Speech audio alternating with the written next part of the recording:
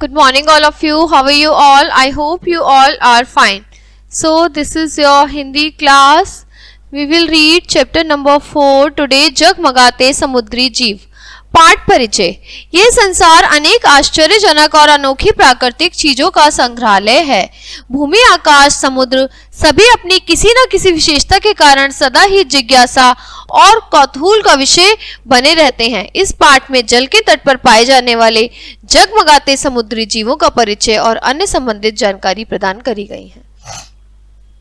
यह जो संसार है, इस संसार में भी हमें बेटा बहुत से आश्चर्यजनक मतलब बड़े अलग अलग डिफरेंट टाइप के और अनोखे, जैसे कि हमने देखा था उड़ने वाली मछली लास्ट अपने चैप्टर में, तो ऐसे ही बहुत ही आश्चर्यजनक और अनोखे प्राकृतिक चीजों का हमें जानने को मिलता है. संग्रहालय है ये.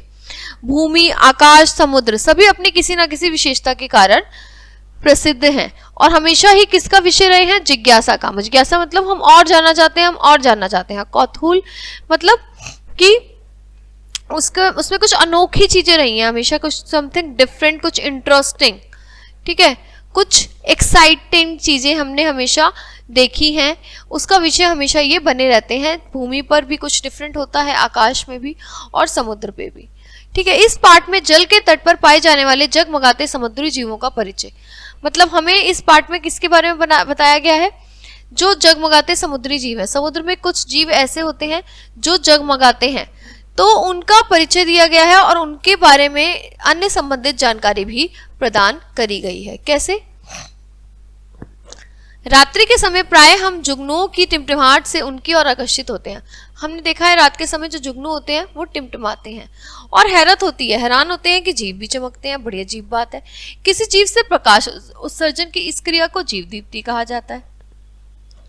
अगर इसी तरह से किसी जीवों से जो प्रकाश उत्सर्जित होगा, मतलब प्रकाश निकलेगा, उसको क्या कहते हैं? जीव दीप्ति, मतलब एक प्रकाशित चीज. प्रकृति में इसके अनेक उदाहरण मिलते हैं. बहुत सारे उदाहरण हैं. हजारों वर्षों से समुद्री यात्री अनुभव करते आए हैं कि कभी कभी नाव की पतवार समुद्र के पानी पर चोट करती है तो पानी में अचानक क्षणिक प्रकाश पैदा हो जाता है. देखा है हमेशा से किसने? समुद्री यात्रियों ने, कि जब नाव की जो पतवार होती है ऐसे करके पानी पर ऐसे करके चोट करती है तो पानी में अचानक से एक प्रकाश उत्पन्न होता है. प्राचीन काल में यूनानियों की धारणा थी कि यह क्षणिक प्रकाश उसी प्रकार का है. प्राचीन काल में यूनानी जो थे वो सोचते थे कि यह प्रकाश किस प्रकार का है? उस प्रकार का है जैसे बादल में चमकने वाली बिजली.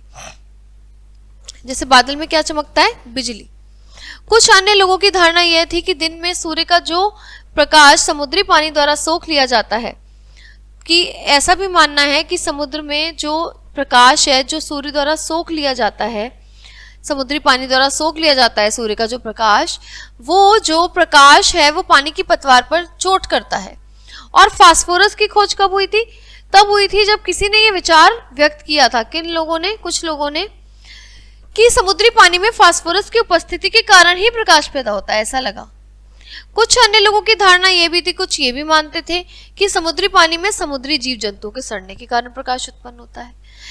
एक थे हमारे वैज्ञानिक बेंजामिन फ्रैंकलिन. उन्होंने क्या कहा? उन्होंने शुरू में उनकी धारणा यह थी कि समुद्री पानी में प्रकाश क्यों उत्पन्न होता है? विद्युत उत्पादन जो होता है ना, बिजली बनती है ना पानी से, उस प्रक्रिया के कारण या तो. पर समुद्र में जब कुछ प्रयोग किए गए तो उन्हें अपना विचार बदलना पड़ा. उन्होंने पाया कि एक बोतल में प्रकाशित ल्यूमिनस समुद्री पानी को यदि जोरों से हिलाया जाए तो वह काफी जोर से दीप्त होता है, परंतु कुछ क्षणों बाद वो बिल्कुल दीप्त नहीं रहता. मतलब कुछ क्षण के लिए तो प्रकाश होता है, फिर नहीं होता. जब हम किसी को बोतल में डालेंगे पानी को, तो उन्हें मालूम था कि कुछ समुद्री जीव जो है वो प्रकाश उत्पन्न करते हैं. भाई समुद्री जीव भी करते हैं प्रकाश उत्पन्न. तो वे इस निष्कर्ष पर पहुंचे कि समुद्री पानी में दीप्त होने का कारण है उसमें प्रकाश उत्पन्न करने वाले समुद्री जीव.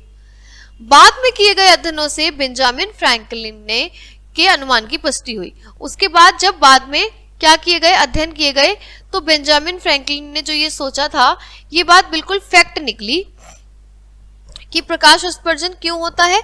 जो उसमें सूक्ष्म जंतु हैं वो प्रकाशमान होते हैं, उनके प्रोटोजोआ के कारण जो होता है प्रकाश उत्पन्न होता है। जो लोग समुद्र के किनारे पे रहते हैं, जो कोने में रहते हैं, उन्होंने रात में मृत मछलियों को भी चमकते हुए अवश्य देखा होगा कि जो मरी हुई मछलियां वो भी चमक रही हैं।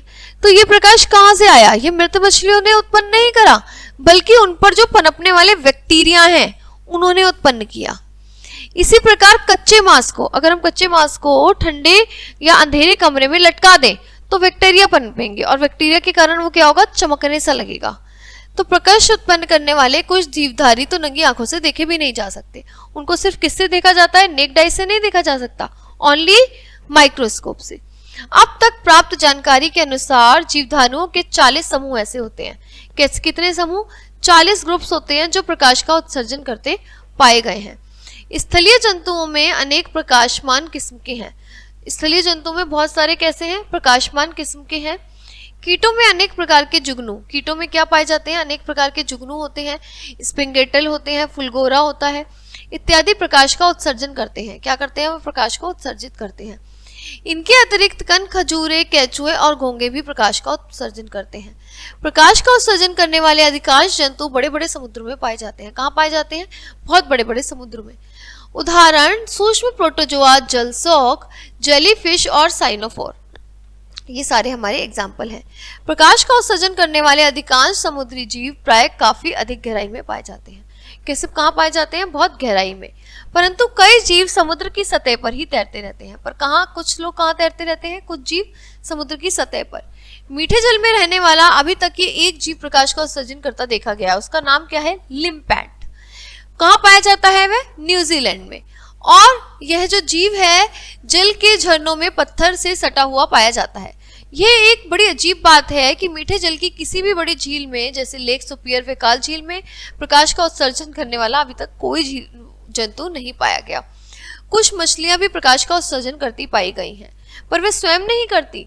जो उनके शरीर पर बैक्टीरिया होते हैं उससे ये होता है।